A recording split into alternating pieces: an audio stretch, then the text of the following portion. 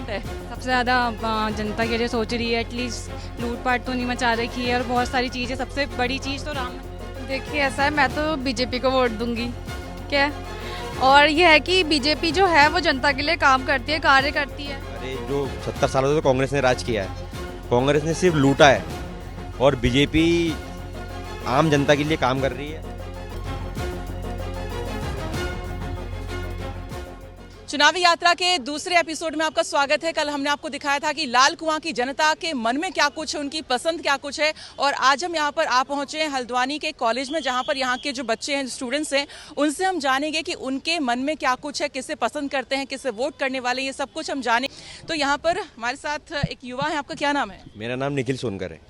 निखिल, आप इसी कॉलेज से हैं, तो थोड़ा सा बताइए कि आपके मन में क्या कुछ है। मतलब आप अगर वोट करेंगे तो बीजेपी को करेंगे या कांग्रेस को करेंगे? मैं बीजेपी को वोट करूंगा। बीजेपी को क्यों करेंगे?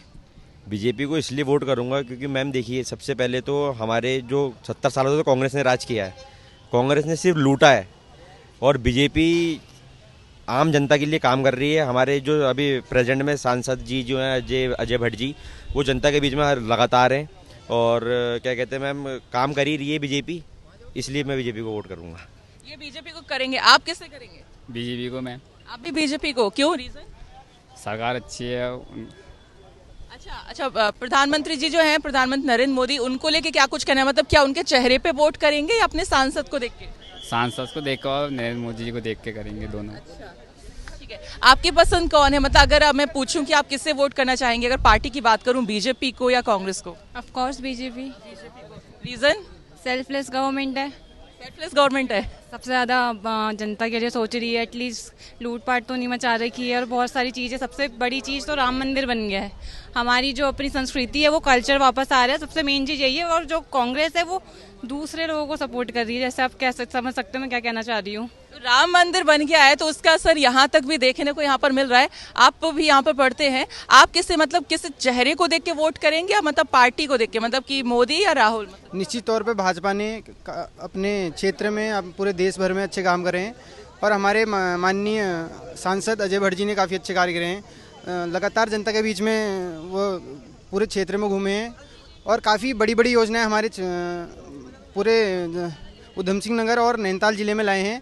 हमारी एक बात परियोजना है, ऊपर हैड़ा खान में एक बात परियोजना है, वो काफ़ी सालों से रुकी हुई थी और उनने निश्चित तौर पे उसको लाने का काम करा है और बीजेपी एक अच्छे स्तर पर काम कर रही है।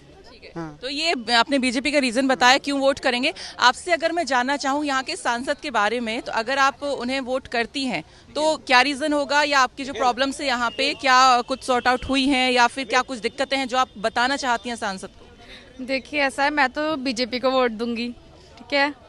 और ये है कि बीजेपी जो है वो जनता के लिए काम करती है, कार्य करती है। अच्छा, बीजेपी को जनता के लिए कार्य करते हो। दूसरा, प्रधानमंत्री नरेंद्र मोदी को लेके क्या कहना और राहुल गांधी को लेके क्या कहना? देखिए नहीं, जैसे होता है ना कि जैसे उन्होंने कहा कि भैया राम मंदिर हो गया इसलिए बीजेपी को वोट करेंगे, तो क्या आप मतलब चेहरे को देख के वोट करेंगे या मतलब पार्टी चिन्ह को देख के? चेहरे को देख के कौन वोट देता है, पार्टी को देख के करेंगे और उनके कार्य को देख के करेंगे कि क्या काम कर रहे हैं, ठीक है, कि कौन किसके लिए, कौन जनता के लिए क्या कर रहा है, बस ये। यहाँ पे और भी बच्चे हैं, उनसे भी जानना चाहेंगे। आप यहीं पे पढ़ते हैं, आप किससे वोट करेंगे? मैं बीजेपी या कांग्रेस? अच्छा, मोदी पसंद है, राहुल गांधी? मेरा ऐसा कुछ नहीं है। कुछ नहीं, ना। नोटा नोटा नोटा ये इनका भी डिसाइड नहीं है। आप लोगों ने डिसाइड किया किससे वोट करेंगे? मैम हम तो करेंगे, मैम ऐसा पार्टी बेस तो नहीं है, पर जैसे अब मोदी जी हैं, काफ़ी अच्छा करा एजुकेशन को लेके, जॉब को लेके। अब जैसे वो क्या कहते हैं, हम महिलाओं को देखें कि उनकी जो सिक्योरिटी, उनकी सुरक्षा है, काफ़ी अच्छी चीज़ है। हम जागरूक हो रहे हैं, उन चीज़ को देख रहे हैं। हमारी संस्कृति हमारे पास लौट के आ रही है, भारत का जो पहनावा, जो कल्चर है, वो हमें समझ में आ रहा है। हमें पता चल रहा है कि प्रोफेशन क्या होता है, कैसे हमें करना है, कैसे हमारे पास राजनीति का स्टेप है। अब ऐसा अगर राहुल गांधी जी की बात करें तो वो भी बहुत बढ़िया। अब तो उनके में एक परिपक्वता आ रही है, एक सिक्योर हो रहे हैं, पता चल रहा है कि हाँ, एक राजनेता कैसे होता है, कैसे बननी चाहिए। पर सुधार होगा तो ऐसा नहीं है कि हम तो है कि एक चेहरे को देके वोट देंगे, जो काम करेगा उससे वोट मिलेगा, पार्टी बेस तो नहीं है। ठीक है, तो यहाँ पे देखिए सबके अलग अलग व्यूज है। यहाँ पर हम थोड़ा सा जान लेते हैं। अभी हाल ही में यूनिफॉर्म सिविल कोड को लेकर भी बात उठी है सत्र में, इसको लेकर काफी चर्चा हुई है। अच्छा, यूनिफॉर्म सिविल कोड को लेकर क्या कहना चाहेंगे? पूरे मतलब एक देश एक कानून, प्रधानमंत्री जी भी ऐसा ही कुछ लागू करने की प्लानिंग में है? हाँ, तो सहमत है हम तो इससे, यूसीसी कानून से।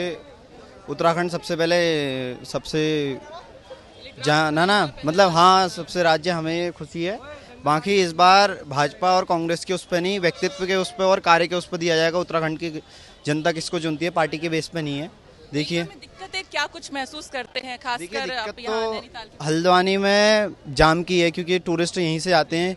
जो कुमाऊं का द्वार माना जाता है हल्द्वानी को, जाम की दिक्कत है। बाकी तो शिक्षा के क्षेत्र में ही कार्य है। हाँ, रोजगार को तो क्या है, जो लायक है रोजगार के, उसको रोजगार मिल ही रहा है, ऐसा कुछ नहीं है। तो सबके अलग अलग व्यूज हैं।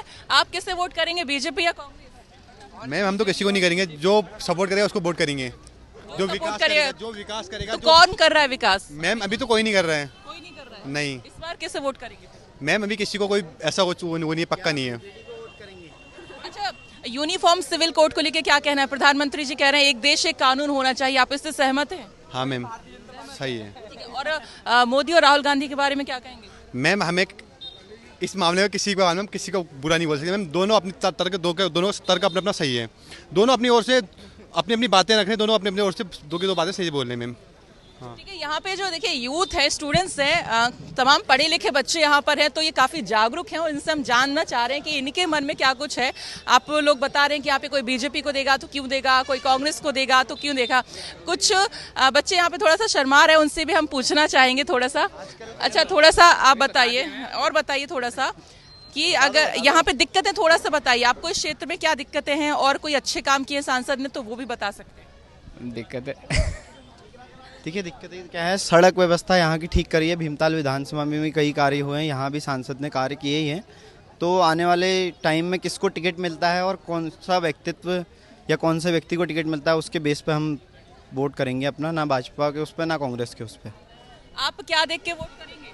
मैं बीजेपी को, बीजेपी क्योंकि उनके काम है बहुत। हाँ, वोटर भाजपा का ही बनना है। युवा आप जानते ही हैं, आप 10 जनों में से कितने जन से पूछ लो, भाजपा का ही वोटर है जहाँ युवा है। आप है नहीं, आपको ही पता चल ही रहा होगा वैसे तो। एक बात है, उन्होंने राम मंदिर बना के दिया। तो राम मंदिर का असर जो है हल्द्वानी के युवाओं पर भी यहाँ पर देखने को मिल रहा है। तो राम मंदिर बनने से खासा कह सकते हैं उत्साह और काफी खुश यहाँ के बच्चे नजर आ रहे हैं। तो ये एक बड़ा रीजन यहाँ पर हो सकता है बीजेपी को जो है चुनने का। हल्द्वानी की हम बात कर रहे हैं, जहाँ से ये नैनीताल उधम सिंह नगर लोकसभा सीट में आता है और यहाँ से सांसद अजय भट्ट हैं। तो देखिए, यहाँ के हमने युवाओं से बात की, क्या कुछ उन्होंने कहा आपने देखा। तो फिलहाल आज के इस एपिसोड में इतना ही। कल हमारी चुनावी जो चर्चा, जो यात्रा है, कहीं और होगी और उस एपिसोड में हम दिखाएंगे कि वहाँ के लोग क्या कुछ कहते हैं। तो फिलहाल इसी के साथ इतना ही। बाकी खबरों के लिए आप देखते रहिए उत्तराखंड तक। नमस्कार।